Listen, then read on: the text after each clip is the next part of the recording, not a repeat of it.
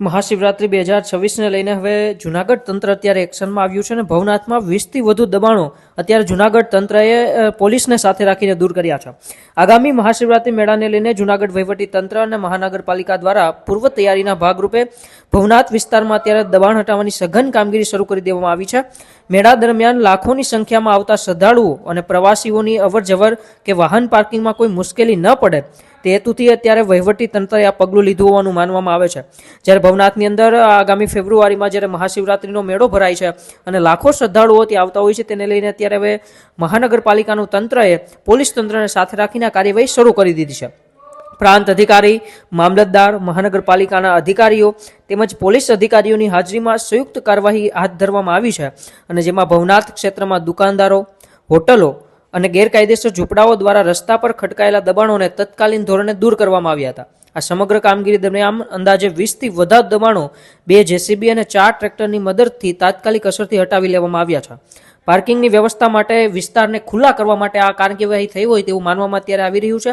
જૂનાગઢના એસડીએમ ચરણસિંહ ગોહિલે આ અંગે વિગતો આપતા જણાવ્યું કે આગામી શિવરાત્રી મેળાને લઈને ભવનાથ ક્ષેત્રમાં મેળાનું આયોજન થઈ રહ્યું છે, ત્યારે લાખોની સંખ્યામાં શ્રદ્ધાળુઓ આવવાના હોય છે.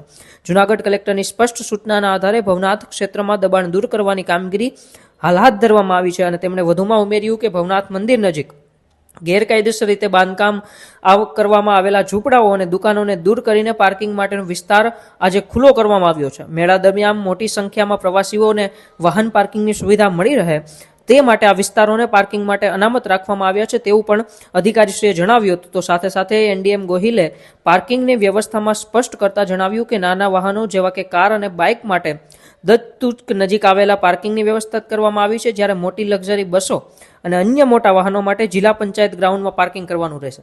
આનાથી મેળામાં આવતા ટ્રાફિકનું સંચાલન સરળ બનશે અને મેળામાં આવેલા શ્રદ્ધાળુઓને પણ રાહત મળશે. તો એ એસડીએમએ વધુમાં જણાવ્યું કે આગામી દિવસોમાં પણ ભવનાથ ક્ષેત્રમાં જે મોટા દબાણો કરવામાં આવ્યા છે તેને પણ વહેલી તકે દૂર કરવાની કામગીરી હાથ ધરવામાં આવશે. આ સમગ્ર બાબતે જૂનાગઢના પ્રાંત અધિકારીએ શું કહ્યું આ દબાણો હટાવવા મામલે, આવો પહેલા એમને સાંભળીએ. આગામી સમયમાં મહાશિવરાત્રી મેળો આવી રહ્યો છે, ત્યારે માનનીય જિલ્લા કલેક્ટર સાહેબની સૂચના એવી છે કે ભવનાથ વિસ્તારમાં મોટી સંખ્યામાં યાત્રિકો આવતા હોય છે, તો નડતરરૂપ જેટલા પણ દબાણો છે એ બધા દૂર થાય તો સારી રીતે મેળો કરી શકાય.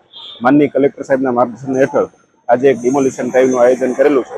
એમાં સમગ્ર જે ભવનાથ મેળાનો જે રૂટ છે એમાં દેખીતા જેટલા પણ દબાણો છે નડતરરૂપ એ બધા દબાણો આજે દૂર કરવામાં આવી રહ્યા છે. આગામી સમયમાં આ પ્રવૃત્તિ છે એ રોજિંદા ધોરણે ચાલુ રાખવામાં આવશે અને મેળો આવે ત્યાં સુધીમાં મોટાભાગના દબાણો છે એ દૂર કરી અને બધી જગ્યાઓ ખુલ્લી કરવામાં આવશે.